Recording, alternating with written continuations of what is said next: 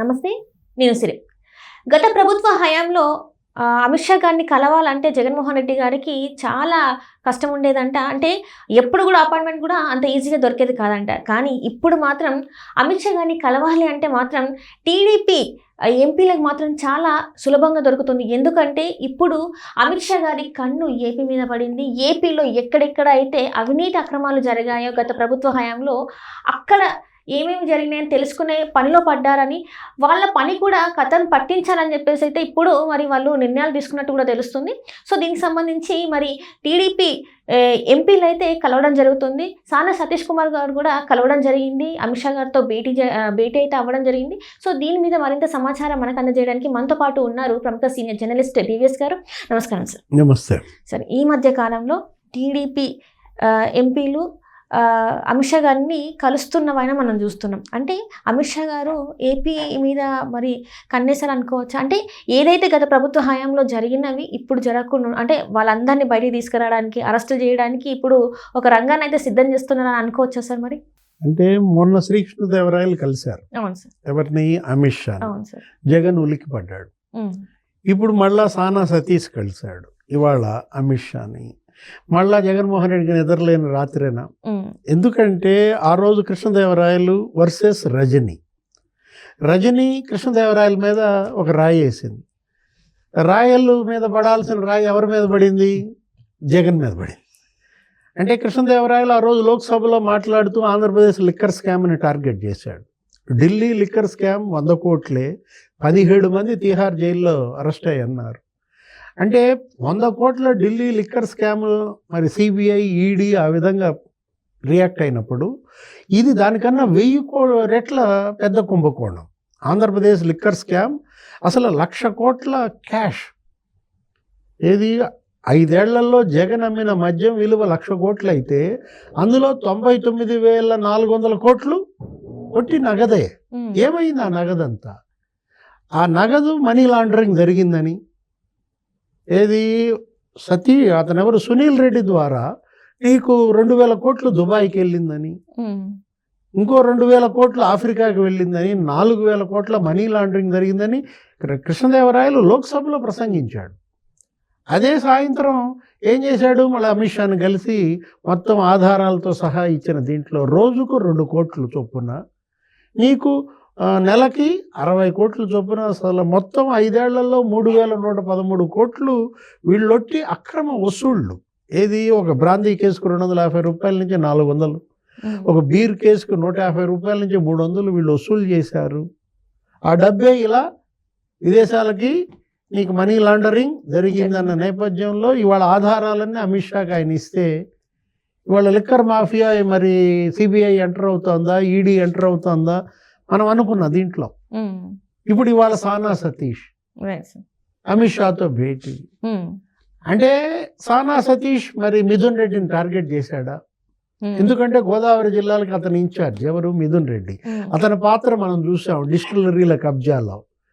SPY Reddy distillery అతనే కబ్జా చేశాడని, విజయసాయి రెడ్డి కొన్ని డిస్టిలరీలు కబ్జా చేశారని, మొత్తం మద్యం అదే కదా, జే బ్రాండ్లు అనేది ఒక చీప్ బ్రాండ్లు తీసుకొచ్చి అటు సరఫరా, తయారీ, అమ్మకాల్లో వీళ్ళు 20,000 కోట్ల అవినీతికి పాల్పడ్డారని శ్వేతపత్రం కూడా మరి గవర్నమెంట్ ఇవ్వటం, ముఖ్యమంత్రి అసెంబ్లీలోనే ఆయన మా ప్రసంగం చంద్రబాబు.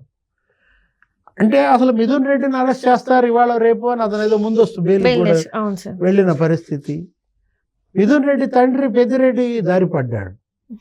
ఏది? మరి ఆయన కొడుకుని అరెస్ట్ చేస్తున్నారన్న భయంతోనూ బాత్రూంలో జారిపడ్డాడు. మొన్న లోకేష్ కూడా అన్నాడు కదా రెడ్ బుక్ విషయం. అదేది? ఒకడికేమో గుండెపోటు వచ్చింది, ఒకడేమో బాత్రూంలో జారిపడి చెయ్యి ఆపరేషన్. అంటే మిథున్ రెడ్డి టార్గెట్గా కృష్ణదేవరాయలు లిక్కర్ మాఫియా అంతు తేల్చమన్నాడు. మరి సానా సతీష్ అమిత్ షాతో భేటీలో ఎవరిపైన ఫిర్యాదు చేశాడు, ఏ సాక్ష్యాధారాలు ఇచ్చాడు, ఇవి బయటికి రావాల్సిన అంశాలు. ఎందుకంటే అమిత్ షాతో ఆయన కేంద్ర హోంశాఖ మంత్రి, వీళ్ళందరూ వరుస వెంబడి ఒకళ్ళ తర్వాత ఒకళ్ళు కలుస్తున్నారంటే మనకు గుర్తొచ్చేది సానా సతీష్ ఎక్కడి వాడు? గోదావరి, కాకినాడ. అంటే కాకినాడలో ద్వారంపూడి పైన పోర్ట్, రేషన్ మాఫియా, ఏది అప్పుడు పవన్ కళ్యాణ్ అక్కడ కాకినాడ సీజ్ ద షిప్ అన్నాడు. అంటే ఎలా రేషన్ మాఫియా నీకు 1000 కోట్లు విదేశాలకి బియ్యం తరలించి దగ్గర అది ఒక 30,000 కోట్ల స్కామ్ అన్నారు. నాదెండ్ల మనోహర్ కూడా ఆరోపణలు చేశాడు. ఏంటి అసలు అది గ్రీన్ ఛానల్ అన్నాడు. రేషన్ బియ్యం నీకేంటి ఆ రేషన్ వెహికల్స్ ద్వారా ఎలా అసలు ఎక్కడ ఏ చెక్ పోస్ట్ దగ్గర ఆపకుండా పోర్టుకు తీసుకువెళ్ళటం, కాకినాడ పోర్టు నుంచి దాన్ని వీటిల్లో ఓడల్లో ఎగుమతి చేయడం. దాని మీద సాక్ష్యాధారాలు ఇచ్చాడా డి గ్యాంగ్. ఏంటది ద్వారంపూడి గ్యాంగ్ గురించి.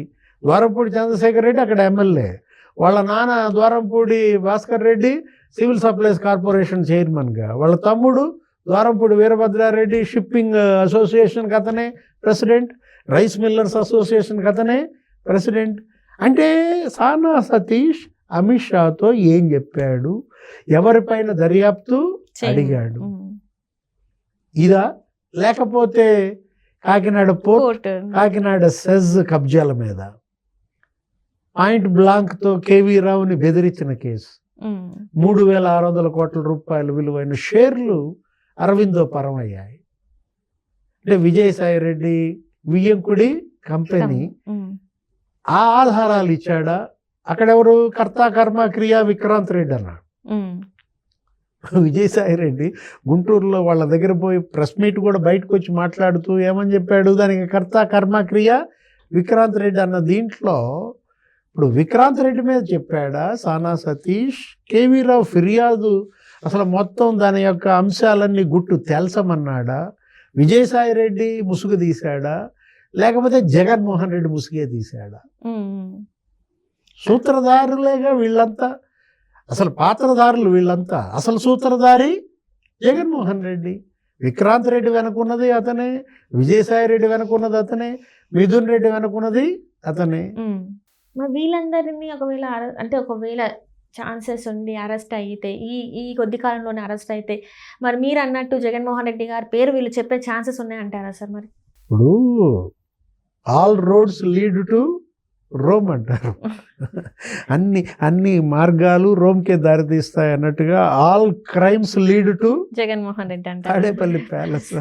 జగన్మోహన్ రెడ్డి ఇవాళ ఏంటి, జగన్మోహన్ రెడ్డి ఈ పరిస్థితుల్లో ఇక బీజేపీ తనను కాపాడలేదు కాబట్టి ఇండియా కూటమి వైపు వెళ్తున్నాడా?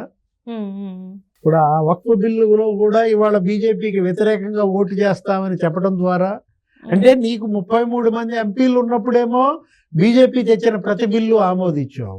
ఇప్పుడు నువ్వు అరెస్ట్ అయి నీ చుట్టూతా అవినీతి కుంభకోణాలన్నీ కూడా ఇవాళ ACB, CID, CBI, ED arrest తప్పదని ఈ పూట ఇతను ఈ బిల్లును వ్యతిరేకిస్తున్నాడా, వక్ఫ్ బిల్లుని?